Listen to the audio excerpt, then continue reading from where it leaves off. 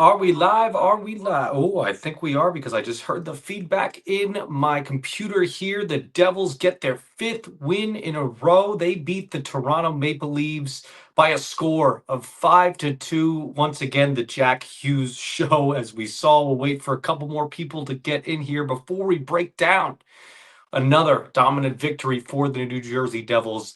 I'm your host, Ryan Novozinsky. Thank you so much for tuning in to Speaking of the Devils, your YouTube destination for all things New Jersey Devils. Thank you for once again joining us here in the chat. We see some comments already. Thomas Gannett got us started at 8:56 p.m. by just saying Jack Hughes. That is all, and then I pinned my own comment here by just saying Jack Hughes myself. Once again, I'm Ryan Novozinsky. We thank you all for joining in, and the chat is getting a little more active now, so we will get underway. Another dominant Devils victory. They've won all of these games in pretty convincing fashion, and they've done it all in different kind of ways. Tonight being, one of those games where you had the potential to get goal lead and you just don't do it. You don't give in, and they end up beating the Leafs in convincing fashion. I'm going to pull up my notes here, and we're going to go goal by goal and break this down period by period, and let's really break it down before we start getting into your comments. So I'm going to go over to my notes here. Let's start with the fact that that Jack Hughes now has 9 points and 6 goals in 6 games played this year. He got a hat trick, his third career hat trick tonight. The Devils went into this game having lost 14 of their last 17 against the Toronto Maple Leafs. Kind of a staggering number there. And they went 0-1-2 against the Leafs last year. And obviously, that's a big storyline because the coach of the Toronto Maple Leafs, or the former coach of the Toronto Maple Leafs, Sheldon Keefe, is now obviously the coach of the New Jersey Devils. So they finally get Keefe finally gets his first win against his former squad tonight. So I'm sure that the Devils are happy to get their coach a win, eager to see what that locker room video is. How shout out the Devils, by the way, this in the past 2 years, I think they giving us access really into those post game locker room speeches from Sheldon Keefe. I think that's a really good insight, and I'm just going to keep this Jack Hughes that is all comment pinned until we start diving into the comments. Once again, going down my notes here, basically. You saw early on, you saw the Devils kind of buzzing a little bit. You saw, especially from that second line, creating some scoring chances, creating some high quality chances. Mercer buzzing early. He's been a really great addition to this top six. You had the Jack Hughes off the post. He dings it off the post. He did everything but pretty much scored there. So what a rip from him.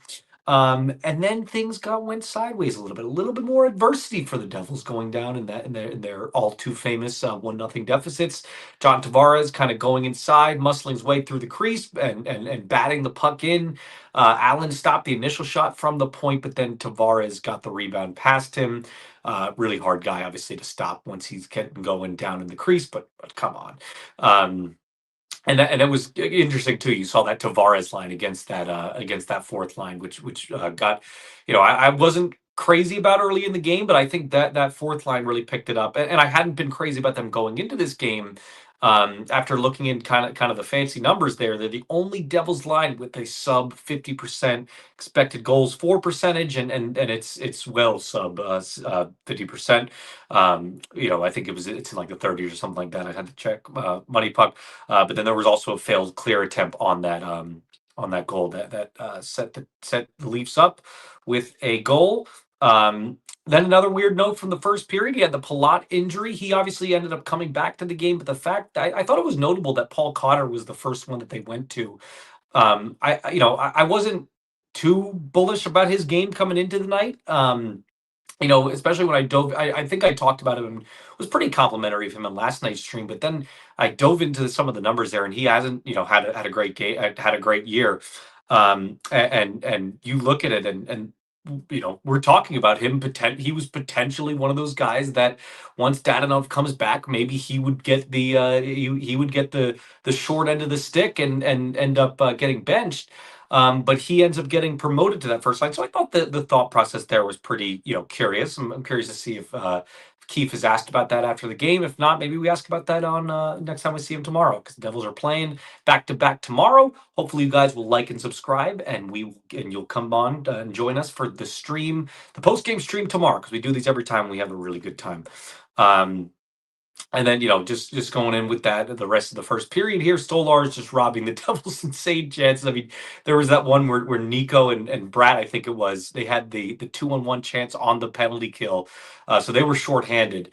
Brat dished it to Nico cross crease, and Stolarz just stretched across and stopped it.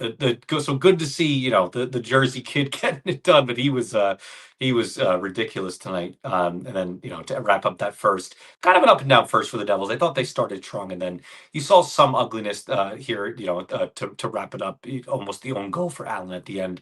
But then the second period is when they started to turn it on, right? You get the Jack goal, Brat with the seam pass to Jack. Palat with the screen in front, pretty much blocking the view of Stolarz there, and then Jack ripping it home. I mean, he was really on fire to start the game, all throughout the game, obviously, but we're just going chronologically here. And that was really good to see. I mean, and then can we just talk about for a second that really, I mean, bizarre, like just head scratching challenge from Berube there. Not only was Tanev the one that initiated it, he pushed Palat into the crease, and I'm not sure what they saw at all there. Believe me, as I mentioned pretty emphatically on the stream the other day, don't ask me about goalie interference. I don't know what it is, and quite frankly, I don't think that many people should care what it is at this point, because the definition is so up in the air. You get a different definition each time, but that one was clear as day in the opposite end of it. I didn't think that was goalie interference at all, or I thought it was clear as day that it wasn't goalie interference. And then just shout out to Brad here, 6-game point streak for him. He looks awesome.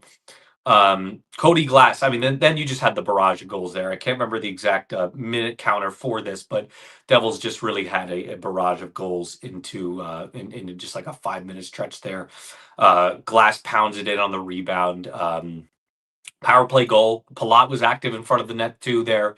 So it's kind of a grinded out goal there on to end the power play there. So definitely a good effort all around. Just looking at some of the comments, and we got 80 people in the stream here, guys. Thank you for so much for tuning in. We are so hopefully you guys will like and subscribe, share the link to everybody, so we can get even more comments in here, which we will definitely dive into the comments once we get through these notes here. Brendan Dillon goal. Have you guys seen these screenshots of just that 4-on-1 sequence that the Leafs let up? Toronto's actually way worse than I thought they would be. They have no defense in their neutral zone. I mean, it was pretty alarming to see. So you kind of can understand why Stolarz called them out the other day, and that obviously didn't exactly let a fire under them. We'll see if that trend continues, but they didn't. I didn't think they looked good tonight at all. But for the 4-on-1 to end, not only in a Brendan Dillon goal, but a Brendan Dillon goal, a snipe, a true snipe too. This was no fluky thing. It was a pretty hard goal. I think it was on screen too. To get from the defenseman who really, rarely ever scores, on a primary assist from Luke Glendening too. Just that's that crazy depth scoring that the Devils I feel like have been talking about for years. Let's see. I mean, again, just a brutal sequence all around. I mean, you saw the 4 guys that were in the offensive zone too for the Devils. There was, as mentioned, Dillon, Glendening, Gritsuk, and Hallinan. And Grits had the awesome. He stole the puck in the D zone, and he really he made that whole thing happen. So the 4-on-1 there was impressive to see. Then the ice started to tilt a little bit. This is about the time that I think I tweeted that that everyone thought I jinxed it. Started talking about the 5-game winning streak for the Devils. Everyone yelled at me, and then you saw Michelli score for the Maple Leafs there, and then I started shaking a little bit because I was like, oh man, maybe they're right. Maybe I am Ryan Novo jinxy. And that was, I mean, that Nemich's performance there was really just a terrible lazy pinch from him there, man. I guess, looking back on it, they might have been caught in a change, but even still, that honestly makes it worse because if you're Nemec there, again, just lazy, terrible effort from him. Um, that that's what you don't do. That because there's a change there. That's when you don't pinch if you're Nemec. So once again, don't want to recycle this term too much, but another head scratching move there from him. Borderline felt like one of those moves that if it were I thought it might be bench worthy or not. I'd have to check the shift, but he obviously did come back out. But yeah, that damage play definitely. I saw Twitter blowing up after that too, and rightfully so. Later on in the second, Brad had a really awesome back check to neutralize a Toronto scoring chance. I think as great as Brad has been offensively, and we're going to dive into that too on this Jack Hughes second goal, which I guess we can talk about concurrently. Um, he has been awesome defensively as well. Just great hustle from him, high motor player. Obviously, we know the edge work, we know how well he skates, and we know the motor he has on him. But the fact that I still feel like it goes under talked about how much his defensive game has developed here in just a number of years. So good to see him, effort wise there. And then the Jack Hughes second goal was just a thing of beauty, man. I mean, that was a slap shot from Jack, which was excellent. And then you had Brat rushing at the puck and then getting the puck and then saucering a pass to Jack off the rush. And Brat was basically on the other end of the ice. Brat was in the defensive zone and flung it to Jack there to create a zone entry and a awesome slap shot for him. And then to wrap up the third, I didn't really have many notes here. I mean, but because it was just the Devils kind of coasted from that point on, trying to see exactly how many shots they limited Toronto to in the third, but it wasn't that many. At one point, like late on, I know it was like four or something like that. But yeah, 8 shots for Toronto in that third period. Jake Allen, I thought had another strong night. I'm gonna have a story on Jake Allen in the in the morning, a long kind of dive into what he could potentially, how sustainable this run from Jake Allen might be. Um, but I think just great, strong stuff all around from this Devils team, who again they improved to 5-1-0 and a 5-game winning streak, and they look the part, man. Let's be honest with ourselves. They really do look the part. Are on. They might be off wagon watch. They might just straight up be a wagon right now to start the season here. I know it's early. I know we don't want to make any, rash judgments here, just 6 games in. But it's hard not to get excited about this Devils team. The penalty kill, 18 straight penalties killed off for this Devils team. I was finding some conflicting info online about what the exact record is for for consecutive penalties killed. One of them said it was 53, which I thought sounded pretty staggering. I thought that sounded almost unrealistic, but I tweeted it out anyway. Dumb on me. Um, but then the other number I saw was that the St. Louis Blues had 34 straight penalties killed a number of years ago. So we'll see. I'll dive more into those stats and see what we have there. But let's get into the comments, everybody, because we had a lot to woo about, as Killabush down here says. Appreciate Killabush's support, and he was the first comment of the stream here. So we appreciate that, Killabush. Nico here says, here's a little TMI, but there was a fight. There was a fight at my school today. Now Hallen knocks a guy out one punch. What a fight at the end there, man. I almost like started kind of like tuning out. Um, it was after like Allen almost gave up a pretty, like what would have been a staggering goal against towards the end there. But yeah, that Hallen and fight at the end, that was just stuff that gets the juices flowing for a team. If that had come in the second period, I think that you would have seen, or at the end of that first or something like that, you would have seen the ice tilt towards the Devils. Jay Z, no relation, I'm sure, says LFGGGGG. There you go. Jin 4576 says the wagon rolls on. I would have to agree with you, Jin. I mean, I said it at the forget what game I said it at, but the Devils definitely looked like a wagon. I think in like game 3, and now it's game 6, and they're still going strong. Jack is going Super Saiyan, says Killabush. Man, he looks really good. I don't know how many more times I can say that, you can just kind of tell when Jack Hughes is going to take over a game because and I made it I think when I say that it almost makes it sound like it's a rare feat for him. It's not, and this season it's especially not because this guy is going, as you said, Super Saiyan mode. I'm going to pull up his stats here once again. He has 9 points and in 6 games this year, 6 goals. He had 3 goals tonight. Again, his third career hat trick. It's hard not to get excited about Jack Hughes, and especially, the caveat that you always have to give in this conversation is that if he can stay healthy, well, if he can stay healthy, Jack Hughes will be, and he's playing like this, and he continues this unbelievable scorcher that he's on to start this season. Um, there's no reason that he can't be in the hard conversation at the end of the year. There's just no reason for it because he's playing like an MVP player. Greg Hughes says, one of our favorite commenters, Greg Hughes says, this is the best fourth line we've had in how many years? Well, I would probably say 22-23 because that was a pretty darn good fourth line that propelled them in many ways in that 13-game winning streak. But you're right, Greg. I mean, look, like the numbers on them were pretty coming into this one, and then there was some moments where you kind of look at them and you're like, what the heck are you doing out there? And you kind of get hemmed in their zone. But a lot of that is matchup based. One, you'd think for kind of a grinding line that they'd be a little bit better defensively, but I think they recover, and that was mostly one of my first period takeaways. Sorry. Um, but I think they turned it on. I think they flipped the script shortly thereafter. Yeah, there's no doubt that this fourth line is getting better. And think about this. Think about this for a second.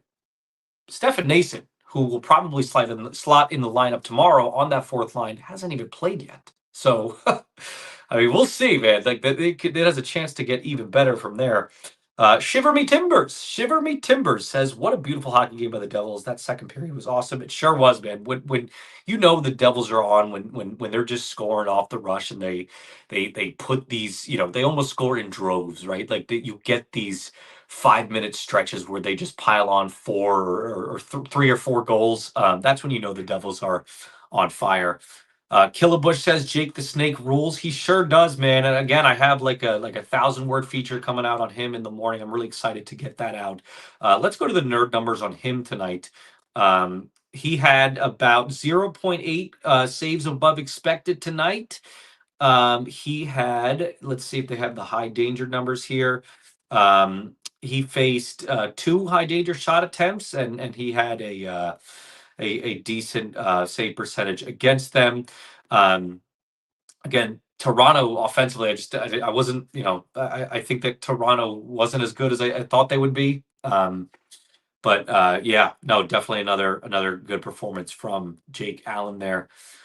Christopher here says, "What a great game! Fall behind, but no quit." That's been the theme for this team this year, right? You fall down 1-0 against Florida, and you fall down 1-0 against this Leafs team, and in both cases, I think the Devils were kind of controlling the pace. Like you can't even call these a slow start because I think they were controlling the game in both of those nights. But then the comeback ability from those, the ability for the Devils to not shy away and not just say, "Oh, okay, we're trailing 1-0, even though we started hot." Like that could break the momentum off a lot of these teams, but not the Devils this year. And that's that maturity that you keep hearing. That word keeps getting repeated. It's almost becoming a cliche for this Devils. I'm almost tired of the maturity storyline at this point, because this just kind of is who this team is now. It's almost. Instead of maturity, I think I'm just going to say refreshing. This team is now playing um, with. In years past, I feel like you're watching the Devils and you're almost wincing watching the Devils because you're like, okay, they're going to make the same darn mistakes that they make game in and game out. They're not doing those mistakes this year. And yeah, maturity, I guess, is the word, but I just heard that way too much over the past couple of days. Enough about the maturity. Come on. Uh, I'm just joking. Chizich88 says best game of the season from NJD, but Maple Leafs have a massive hole without Martyr. Yeah, there's no doubt about that. He definitely was, like a obvious, especially in the regular season. Martyr was really key for them. Um, But yeah, they're not having they're not off to the best start themselves. A lot of these teams that the Devils have beaten, that I thought would be, really good this year. And again, it's still 6 games in, but oh my gosh, I was checking like Tampa's record. They only have one win. Like that's ridiculous. So I gotta, we gotta. I still think that these are impressive showings, and I think that you can't take away that's not, just not to say any of these wins are flukes or anything, because the Devils have just looked that dominant in them. But these opponents have not been as good as I think that a lot of people expected, them to be. That Colorado game is going to be a real test for them. I'd have to check Minnesota's record. What are the Wild this year? They are. Anytime I type in wild, it just gives me the definition of the word wild. It's so stupid. It doesn't even show me the record. What the heck? Okay, NJ Devils. Blah, blah, blah. They play the Wild tomorrow, and the Wild are 3-3-1. So same record as the Leafs tonight. So a bit of a like a not a quiet start for them, but still trying to get clearly trying to get ahead in the standings there. Eric Costa says, love Hallinan fighting at the end of the game, knowing Nason is probably back in the lineup tomorrow, and he's out of the lineup trying to keep that spot over McEwen. Yeah, no, I mean, look, I think a lot of people have been clamoring for Hallinan to get a shot in the lineup in the past couple of years. He always puts up the numbers. He puts up the stats in the AHL. He's always one of the leading scorers down there in Utica. And that fight that he had at the end there, and just how dominant it was. And I think the way that the fourth line played tonight, I think that he's definitely earned a little bit of respect from the coaching staff, and you saw that at the beginning of training camp too, when Sheldon Keefe is asked about Brian Hallinan and why he really hasn't gotten a shot there in the NHL. Keefe says that the advice that he kind of laid out to him was, listen, this is we want you to make it hard on us. We want you to make this the most difficult decision that we have to make, cutting you, sending you down. Obviously, he did end up getting sent down, but he gets his way back up via injury, and if he can continue playing like that and continue gelling like that, in practice and everything like that, I don't see why he can't, potentially be one that either is one of the first call up candidates for the Devils, or just straight up just stays on the NHL roster. We'll see what happens. Um, let's see. Tim City 30 says, great to get that win against Toronto for Keefe finally. Yeah, again, going into this game, it was an 0-2 or 0-1-2 record against the Leafs last year. So definitely, I'm eager to see again that post game speech from Keefe. I'm sure the Devils um, will be congratulating him quite a bit. And let's see, Ronnie James Dio says, the laughs looked like they're skating in mud. Jack is him. Allen with monster stops tonight. LGD. Couldn't agree with you more. Dio, Ronnie James Dio. Yeah, the Leafs really did look like a mess tonight, and skating wise, not the best showing from them. Jack certainly with one of of all the Jack show, like maybe you guys do this in the chat for me.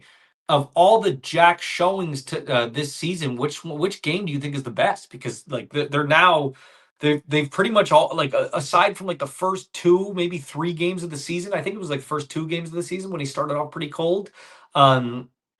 He's looked like a monster. So which game do you guys think was the best? I mean, tonight with getting the hat trick is certainly something. But yeah.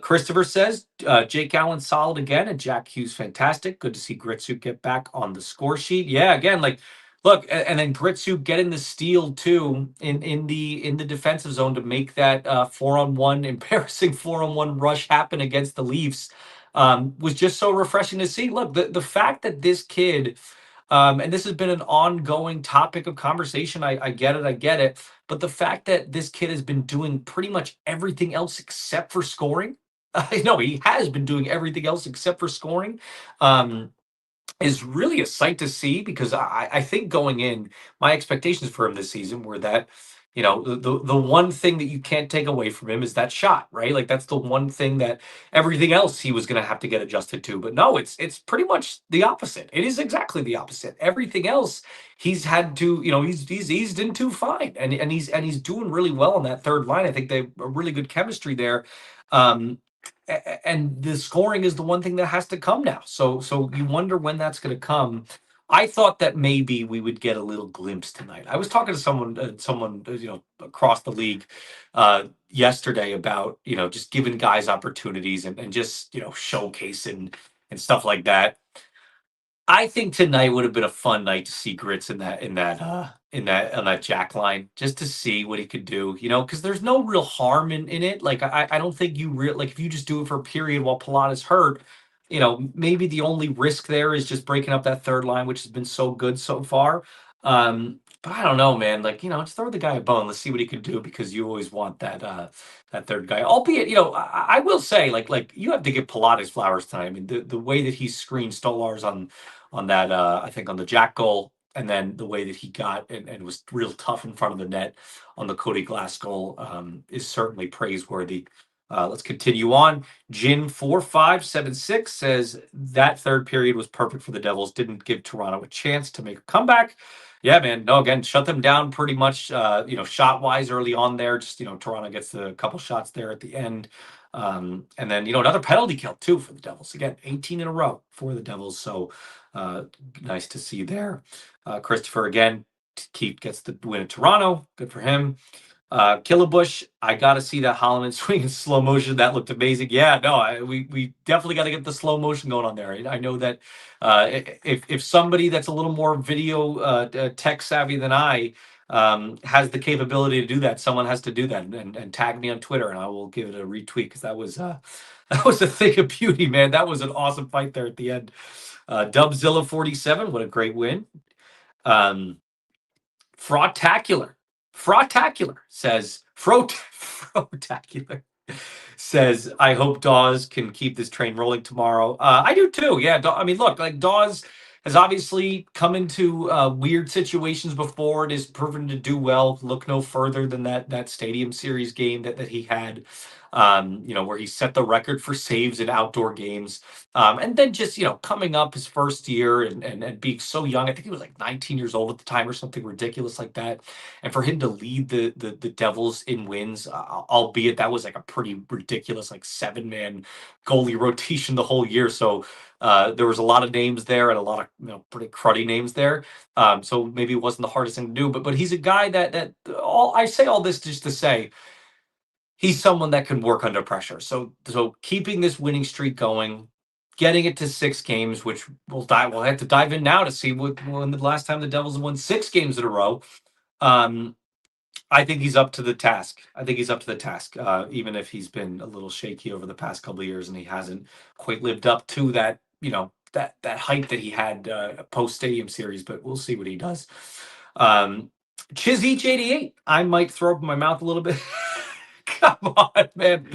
I might throw up my mouth a little bit saying this, but Palat was awesome tonight. He sure was, man. Again, as I mentioned before, and I mentioned it a bunch of times here on the stream, the screen on the jack play, and then and then just toughing in front of the net on that, and grinding it out in front of the net, in front of the crease on that Cody Glass power play goal. Shout out Cody Glass, by the way. I know he tweeted this out, but for Fitzgerald to get him re-signed, all of Fitzgerald's offseason moves are aging amazingly so far in the first goings of this season. For him to re-sign Glass at a really good price like that, there's a reason I've been saying all along, and I've been writing it since the beginning of training camp, the first day of training camp, that I spoke to people inside that building that they said that they were more than comfortable rolling with Cody Glass as the third center. And that's proven to be pretty accurate so far, and we could see why they would be pretty comfortable rolling with Cody Glass, who's been awesome defensively and has even had an offensive touch. He already has 3 goals this year. Let's see, Dubzilla 47. Defense is simply buying into Shaw. Novo, I'm going to assume you mean you love to see it. Daniel Amoya of the Hockey Raiders today, he did a really good story on Brad Shaw where he talked to a bunch of players in the locker room. He talked to Keith about Shaw and the impact that he's had. And that impact is noticeable, right? You see it on the penalty kill percentage. You see it with 18 straight penalty kills going into the night. The Devils, they allowed the second fewest high danger chances against in the entire league. I have to look at those numbers again, but I don't think Toronto had many high danger chances tonight. Maybe they peppered a couple in at the end there, but those are like little Mickey Mouse ones, I guess. They're buying into Brad Shaw, and we could see the results of it in front of our very eyes right now. And I'll tell you what, it was a big risk. There's a big risk in moving on from McGill, Ryan McGill, the old assistant coach for the Devils, who used to coach the defense, used to coach the penalty kill. The risk there is that I think the defense was pretty solid under him, right? And I think penalty kill wise, the Devils were more than fine last year and were really good last year. The fact that Keith made a change there, trying to get some of his own guys in there, deserves praise, and the fact that it's paid off deserves praise. So yeah, you love to see it indeed, Dubzilla, if you're a Devils fan. Tyler Seba says a similar comment to the guy up here. Sorry, I missed one here. Kyle Morrill says every game they play, I keep thinking this is the best game they played so far. I don't blame you there, Kyle. Yeah, there's every game seems better than the last, and not just that. Every game, every win they have. I'm not going to go through each and every one of them so far, but I guess we can. They've only played 6 games, so let's kind of go to the box scores here, so I'm not missing one. The Carolina game, okay, play with adversity, and I think they adjusted, but obviously they ended up losing at the end there, and then Carolina's forecheck was just too overwhelming for them. The Lightning game, you know, it's just one of those like respond to adversity games. You have to gut it out. Similarly with the Blue Jackets game, I think, and the Lightning one, quick start, and they had to, you know, when I say grind it out, quick start, and they have to finish the job. They have to keep their foot on the gas, and they were able to do that. Columbus against a heavier set team, a team that grinds it out, a team that can wear you down. That's one they had to grind it out. That's more the grind it out than the Lightning one. The Florida one, early adversity, and then you come away and you start dominating for en route to the 3-1 win against the 2-time defending Stanley Cup champs. The Oilers, you know, defensively shut down a team that's really good. Don't never mind what their record says right now. That's an Oilers team that's fully healthy and they're going to be really good this year. And you get the win. Toronto, you just from start to finish, it seemed like, aside from maybe, you know, some pockets here and there where you know, obviously they go ahead and then the Michelli goal, you start to get scared a little bit, but all of these wins have felt a little different, but each one, like you said, there, Kyle, I think has felt a little better than the last. Tyler Seba, similar comment to what our friend Chizich says up there. I rip the guy a lot, but Pilat has been good this year. I just wish there was some more offense from him. I just don't think that's something that you're going to get from him. It's never, you know, exactly been his game, and I understand like the chemistry that Bratt and Jack have right now, and the fact that Bratt can just almost effortlessly toss Jack the puck from the other side of the ice. You wonder what could be what that line would look like if it was Jack or Bratt getting off a crazy feed of Jack, who gets it off to a third guy who's a, you know, awesome scoring wing. Man, that would be a lethal line, wouldn't it? The fact that it's Palat, I understand why there's some frustration there, but I think you saw those little things that we talk about so much, and it gets over talked about, obviously. But it's true, and it was on full display tonight. Why that line can work at times. I don't know how sustainable it could be, and you want to see a scoring wing on that line, no doubt. But I think for the time being, it can work. And obviously it is working because that top 6 is really rolling right now. JPal319 says, great win. That first goal felt like the type that would normally sink that. Thrilled that it didn't. I was thinking the same thing, JPal.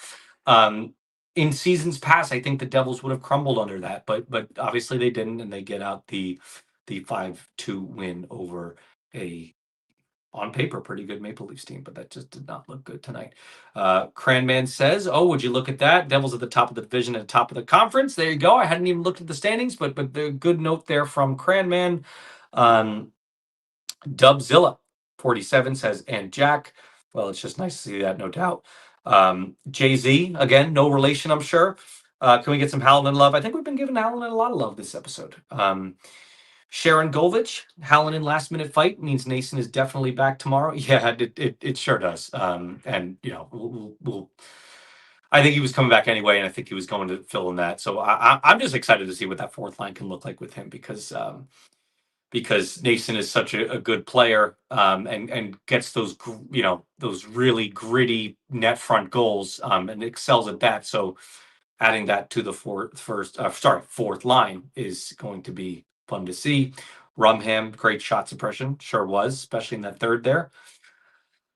Nico said everyone played well. Enough said. Yeah, no, you're right. You're definitely right there, Nico. And we're gonna just take a couple more questions here. And I know that the chat is blowing up right now. And don't worry, guys, we go live after every game, so just get in the stream as quickly as you can. Like and subscribe, share the link. And then once we're monetarily eligible we might get some super chats in here too, so that you can really get your comments and questions answered. I'm happy to answer all of them, but we have to keep the shows to a nice under 40-minute mark there. Let's see. Clutch Gowd says, is Nemitz the odd man out so far when Kobe comes back? It sure looks like it, man. I mean, there's just been too many mistakes, and I'm not really liking everything I'm seeing from that Nemitz Dylan pairing. Just think they have too many games that ebb and flow for them. Too many peaks and valleys from that line or that pairing. So I I think he would be the odd man out. Although you just want to see like how high can he increase his trade value if he ends up being one of the guys that the Devils move on from via trade. If they do get one of these top six wingers, or if they do get Quinn Hughes, who I haven't checked to see if they're playing tonight, but I know that Vancouver's off to a decent start, so who knows if he'd even be available. But that's certainly going to be something to keep an eye on. We're going to take two more. Also, Chizich says, I think we all owe Fitz an apology after killing him, after how he handled this offseason. Brown, Gritsuk, Glass, and Glendening have all been nailed so far. Glendening just deserves some more love here too. Obviously gets the primary assist on that Brendan Dillon goal, on that wacky Brendan Dillon 4-on-1 rush goal, which was crazy. And he's been awesome. He's been a monster on the penalty kill too. He's been a great defensive player as well. For Fitzgerald to get him on a PTO is just like, that's just the icing on the cake, man. Like it's crazy the kind of production that he's been getting from him in such a short span here. And I think you heard good reviews from Glendening coming out of Tampa, and that's fine. But on a PTO guy, as a PTO guy, you just don't know what you're gonna get, right? Like you don't know if it's fool's gold in the preseason, and it's just like, okay, we're gonna sign him, but then he's gonna be a healthy scratch, shortly thereafter. Or a Utica candidate. No, Glendening's been good. He's more than earned his way. He's like the probably the best part of that fourth line at times. All right, last one here. We're going to take from Dubzilla. The defense is playing so disciplined. It's wonderful. Just so fun to watch. And it's funny, too. Like, I remember, the other day, Sheldon Keefe was asked about the defense, or sorry, what the Devils can improve overall. And it sounded like defense was one of the things he was honing in on. And I'm not going to push back on him or anything, because I think that he sees different vantage point there, and he's breaking down the film every day, and I understand that, but I thought the defense has actually been off to a pretty solid start. It's nice to see the Devils have some structure, right? It felt like a couple years ago under Ruff and stuff like that, there wasn't as much defensive structure. It was just so honed in on that skill off the rush, get in the offensive zone, get some possession time, and see what you can do there. Now it feels like there's some real defensive structure there, and everybody's buying in. Um, I don't know. Like even Dougie this year looks more defensively sound. I don't know, man. No, but there's definitely some good structure to this Devils lineup, and there's a reason that I picked them to make the Stanley Cup this year, and I think that all of those reasons are on full display in the early portions of this season. But that'll do it, guys. That'll do it for here at Speaking of the Devils. We thank you all for tuning in to another post-game live stream. We had a lot of fun. We have a lot of fun on these. We go live after every one of these suckers. So please be sure to tune in tomorrow night when the Devils, right after the Devils take on the Minnesota Wild at home. As a reminder, it is a home game and it's a game that I'll obviously be at. So we'll be going live after the press conferences. So it'll be a little bit later on than this stream was. But we hope you tune in nonetheless. For Ryan Novozinsky, right here from my home studio in beautiful downtown Ewing, New Jersey. Have a great day, everybody.